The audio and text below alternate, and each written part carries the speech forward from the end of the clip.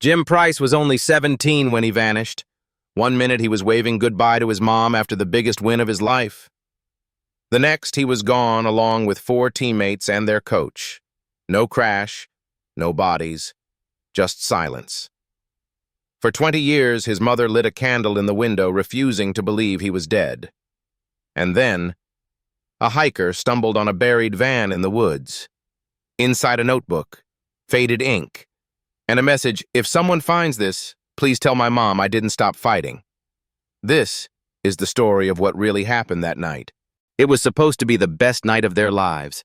5 high school basketball players and their coach, fresh off a championship win, vanished on their way home. No wreckage, no calls, no goodbyes. Just gone. For 2 decades, a small Virginia town was haunted by questions. But then, deep in the woods, a lone hiker found a rusted van buried beneath moss and silence. Inside, bones, claw marks, and a notebook with one final plea: "Tell my mom I didn't stop fighting." This isn't just a mystery. It's a fight for the truth. And this is the story of what really happened to the Jefferson High Knights. The gym was electric that night. Jefferson High had pulled off an impossible win, and the whole town felt like it was on fire. Music, cheers, lights. Teenage invincibility soaked the air. Coach Shaw gave each player a proud clap on the back as they packed up the van loaded with bags, laughter, and leftover fries. They hit the road just after 10 p.m. for a routine 90-minute drive they'd made dozens of times before. But they never made it home. By midnight, parents were calling. By 2 a.m., police were out in a storm scouring the highway. Nothing. No skid marks. No debris. No sign of the school van or the 6 people inside.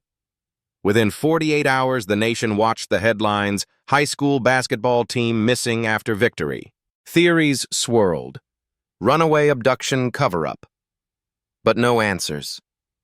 After weeks, the search died down. After months, the case turned cold, but not for one mother. Gloria Price. She never missed a Friday at the sheriff's office, never took down the birthday decorations in her son Jim's room, never gave up. 20 years later, a hiker named Lydia Vega veered off trail in Pine Hollow Preserve and noticed something unusual beneath the moss. It was the van, rusted, buried nose first. Inside, 3 skeletons, uniform fragments, and claw marks scratched into the interior metal. But only 3 boys were accounted for. Jim Price and Darnell Wilkes were still missing. That discovery reignited everything. National attention, forensics, old detectives called back. One of them, Elijah Moore, was just 13 when the team disappeared. Now a cold case investigator, Moore was determined to do what others couldn't. When police swept the area again, they uncovered a notebook, wrapped in plastic, faded ink but readable. Jim Price had written it. His final entry: "If someone finds this, tell my mom I didn't stop fighting."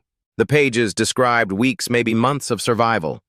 Whispers in the woods, a bearded man watching, then friends going quiet, coach dying, boys disappearing, and finally the trail went cold again, but Moore wouldn't let it end there.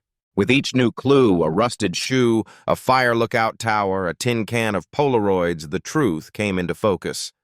A man named Martin Kane, a wilderness instructor dismissed from youth programs linked to disappearances and suspected of watching the boys since before that final game. He had moved them, held them, split them apart. Jim Price had survived for months, maybe years. His last recorded words echoed across time: "Please don't let them forget us." They didn't. The town didn't. Elijah Moore didn't. And most of all, Gloria Price didn't. She read the pages of her son's notebook with shaking hands, tears falling not for grief but for proof. Proof that he hadn't given up, that he had fought. When the case was officially closed, there were still no arrests, no trials. Just one dead man in Alaska and a community full of ghosts. But in Jefferson High, a new plaque was hung in the gym. Beneath it, 5 words: "I didn't stop fighting." And now we remember them not just for how they vanished, but for how they refused to disappear. But Gloria still wanted more than memory. She wanted answers. Moore did too. He began reanalyzing every piece of evidence. One of the Polaroids showed a boy with a fishing pole, thin and quiet, near a campfire. In the background, a man, Martin Kane, held up a rabbit, grinning. But behind him, another boy turned toward the trees. Investigators ran the photo through facial recognition. The match? Jeremiah Price. He had survived the crash. Then came the tape. A rusted Walkman found inside a buried lunchbox near the site. When played, it crackled with static, and then a voice, shaky young. "My name is Jeremiah Price. I was taken after the crash. He watches us at night. Coach tried to run. The tape cut off. It was real. Not just survival. Abduction. And it proved Jim's last words were never just metaphor. He had fought. He had endured. He had tried to tell the world. More clues followed. A drawing found in a collapsed ranger station, 5 stick figures and a basketball. One had an X across its face. Investigators swept the area again deeper this time and found a hidden root cellar nearly a mile from the crash site. Inside, names were carved into the wall: Jim, Darnell, Marcus, Coach, but no remains. Then a second notebook surfaced, this one more damaged, written in the same hand, dated months after the first. The writing confirmed it. "We're not in the van anymore. He moved us. Said too many people were getting close. Darnell fought him." Each line brought more pain and more proof. Gloria read every page. She didn't cry. She didn't speak. She only said, "Then where is he now?" Moore didn't have an answer. But he had a purpose. Now the whole world did. The case may have closed on paper. But in the woods of Pine Hollow, in the hearts of a town that never forgot the story, was still being written. Because some ghosts don't haunt to scare us. They haunt to remind us. And Jim Price would never let them forget. 2 weeks later, a candlelight vigil was held in the Jefferson High Gymnasium. The old scoreboard was lit again for the first time in decades. Students who hadn't even been born when the Knights disappeared stood shoulder to shoulder with former classmates, teachers, and parents. Lydia Vega spoke softly about the morning she found the van. Elijah Moore stood at the back, his eyes on Gloria Price as she stepped up to the mic. "My son wasn't lost," she said. "He was taken, but he never gave up.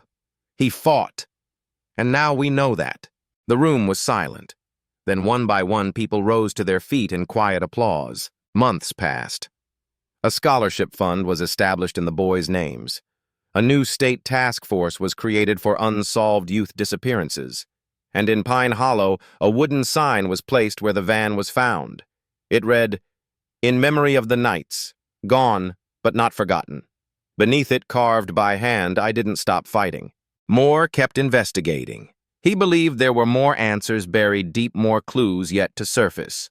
And in her home, Gloria lit a candle every night, not out of grief, but out of defiance. Her son's words weren't an ending. They were a call. One the world was finally beginning to answer. Then something new surfaced. It began with a phone call, an anonymous tip to the Jefferson County Sheriff's Office. A voice low and shaken said only, "He had a cabin. Not just the van. Check the fire trail behind Devil's Ridge. Look for a blue door." The call lasted 13 seconds. The number but Elijah Moore led the team up the ridge 3 days later. Dense forest gave way to a narrow hunting path, and then, half concealed by underbrush, they saw it. A weather-worn door painted blue hidden in the ground. The air around it was still unnervingly keen. Inside was a root cellar, older than the rest. Rotting stairs, a rusted cot, a chain bolted to the wall, and in the corner, a back. Inside the pack, a jacket with the Jefferson Knights logo, a cracked digital camera, and a final notebook. This one wasn't Jim's. It belonged to Darnell Wilkes. The entries were frantic, sloppier, but clear enough. "He comes at night. We hide when we can. I think Jim's still alive. I think he's keeping me here because I fought back." Another entry dated weeks later read, "I heard someone else in the woods." Another voice. Not his. A woman. It changed everything. Moore sent the notebook for analysis, but he couldn't wait for answers. He retraced the notes, followed Darnell's descriptions, and found a second structure 2 miles away. This one wasn't buried. It was burned. Only the foundation remained. But in the ash, they found bones. Small, human. DNA matched Darnell Wilkes. Gloria took the news in silence. The town held another vigil, but the discovery of Darnell's final words unlocked something else. Someone had been nearby. Someone else might have known. Moore reanalyzed the camera from the blue door sight. Most of the memory card was corrupted, but one photo survived. A blurry image. A boy's face in the dark, eyes wide. Behind him, barely visible part of a tattoo on someone's wrist. A woman's wrist. It wasn't Kane. This wasn't just the story of one man's evil. Someone else had helped him, and someone else might still be alive. Elijah Moore didn't stop. He reopened every old file. Cross-referenced wilderness staff, local rehabs, backwoods shelters. And then a breakthrough. In a long, shuttered camp 15 miles from Pine Hollow, 2 names popped up on a visitor log. Martin Kane, and a woman named Evangeline Rusk. No one had looked at her before. She had no criminal record, just a past no one had questioned.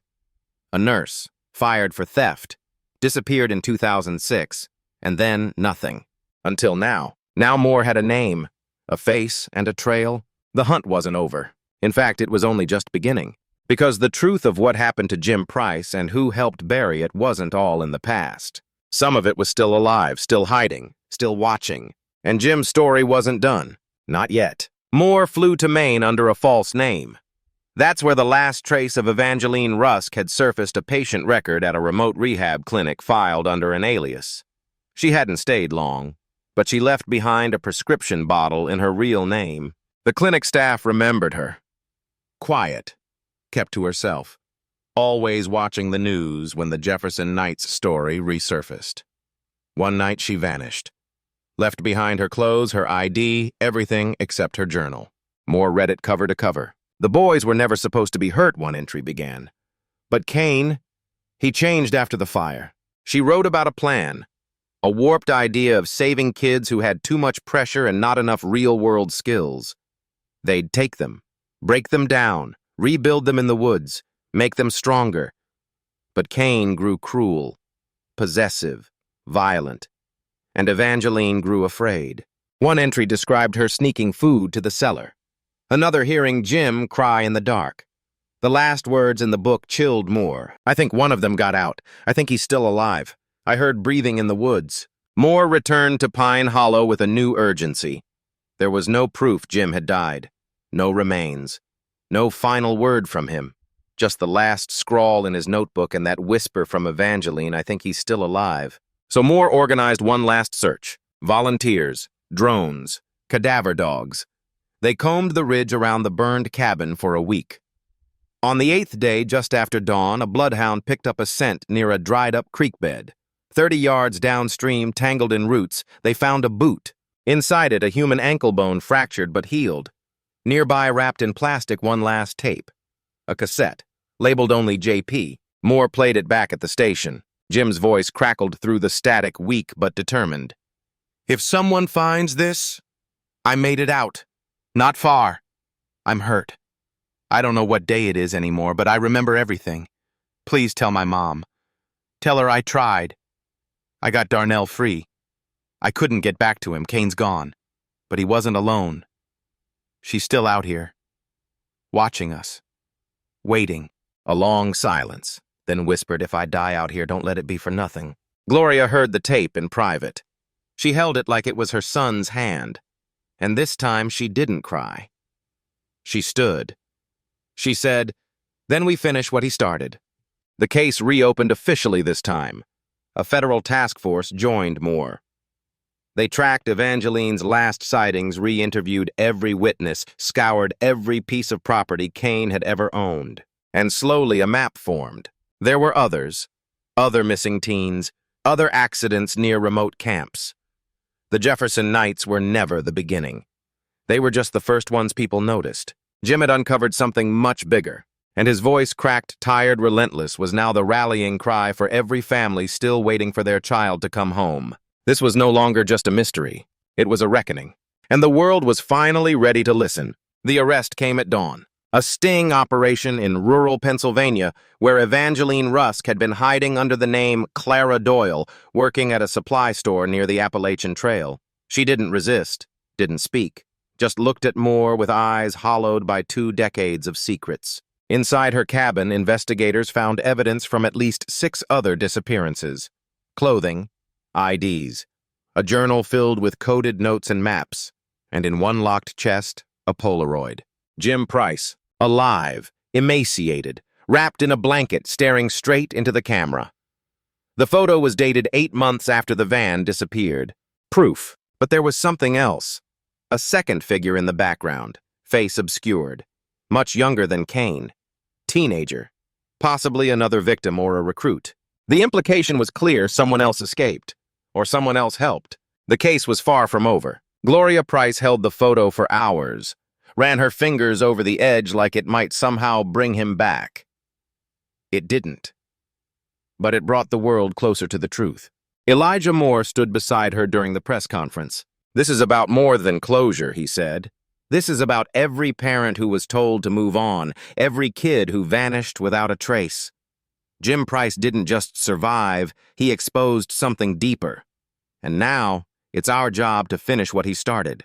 The Jefferson Task Force was expanded nationally. An anonymous tip line was launched. Cold cases from as far back as 1993 were reopened. And in the gym at Jefferson High, the scoreboard lights turned on every night at 8:17 p.m., the exact time the Knights left the championship game all those years ago. A signal, a vigil, a promise. Jim Price never stopped fighting. Now it's our turn. If you know someone who disappeared under strange circumstances, especially near wilderness camps, isolated institutions, or off-the-grid retreats, come forward. If you recognize the name Evangeline Rusk or Martin Kane, or the photo of Jim Price, or the symbols carved into Pine Hollow's trees, come forward. If you suspect you've seen something, remembered something, heard something, no matter how small, come forward. We aren't just telling a story, we're reopening the pages Jim left behind. And this time, we won't let it close until the last child is found. Because some ghosts don't want to haunt us, they want to lead us home.